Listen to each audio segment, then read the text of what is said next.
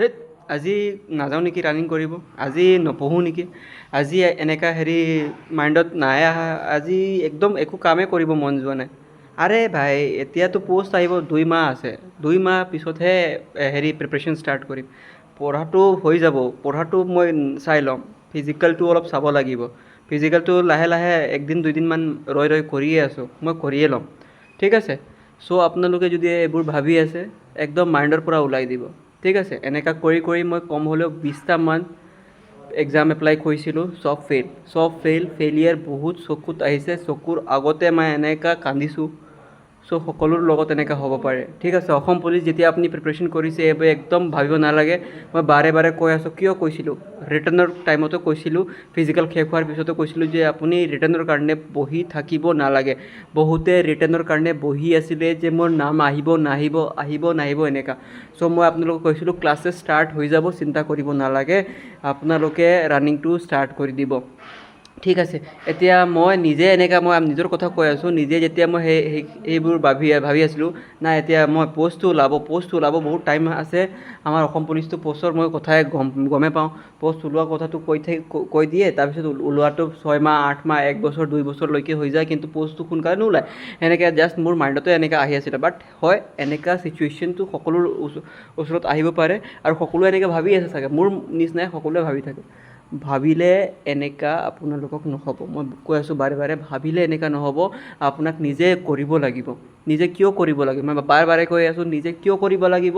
এনেকুৱা আগৰ দৰে আজিৰ যুগটো নহয়, আজিৰ যুগটো এনেকুৱা কম্পিটিশ্যন লেভেল, কম্পিটিটৰ্ছ লাইনত লাগি আছে, আপোনালোকৰ কম্পিটিটৰ লাইনত লাগি আছে।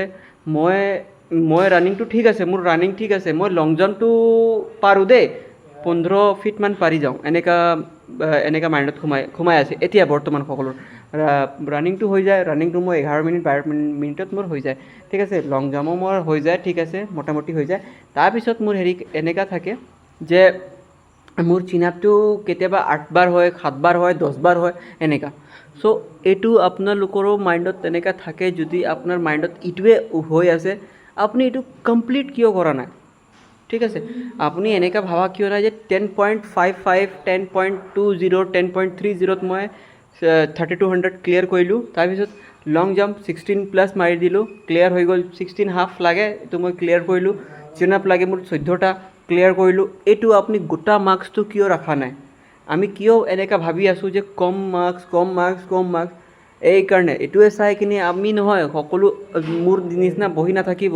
যেনেকৈ মই আগতে বহি আছিলোঁ, মই এক্সাম এপ্লাই কৰাই নাছিলোঁ, মই ফিজিকেল এপ্লাই কৰাই নাছিলোঁ, মই ৰিটাৰ্ণ এপ্লাই কৰাই নাছিলোঁ, ফিজিকেল পাছ কৰিলেহে মই ৰিটাৰ্ণ পাম, সেনেকুৱা আছিলোঁ। বাট SIৰ ক্ষেত্ৰত এনেকুৱা নহয়, SIৰ ক্ষেত্ৰত ৰিটাৰ্ণটো পাছ কৰাৰ পিছতে আপোনাৰ ফিজিকেল হয়, সকলোৱে গম পায়। বাট হয়, আপোনালোকৰ জাষ্ট অপৰচুনিটিটো পাইছে, অপৰচুনিটিটো পোৱাৰ লগে লগে আপুনি কষ্টত লাগিব দেই, কষ্টত লাগিব।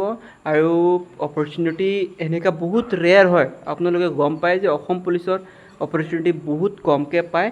অপৰচুনিটি পোৱাৰ পিছত আপুনি জাষ্ট বহি নাযাব, এনেকুৱা মোৰ নিচিনা বহি নাযাব। এনেকুৱা চাওক, এইটো কুৱেশ্যন পেপাৰ মই নিজে চাইছোঁ, মোৰ এইটো APSCৰ কুৱেশ্যন পেপাৰ হয়, just GS paper question paper.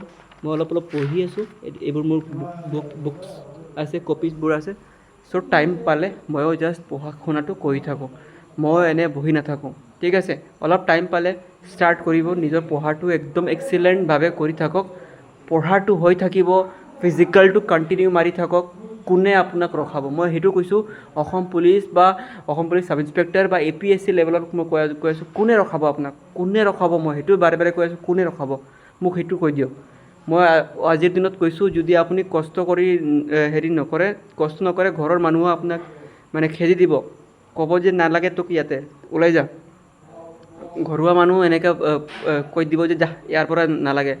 চ' এইটো নকয় যাতে মাক মই এটা ভাল কাপোৰ এযোৰ দিব পাৰোঁ, এটা মুগা কাপোৰ দিব পাৰোঁ, দেউতাকে এযোৰ ভাল কাপোৰ দিব পাৰোঁ, যেনেকৈ এটা জাষ্ট এনেকৈ সপোনটো লৈ আছে সকলোৱে, বাট ফুলফিল কৰিব পৰা নাই। ফুলফিল কেনেকৈ হ'ব, যেতিয়া মই সেইটো কিবা এটা ভাল কৰিম।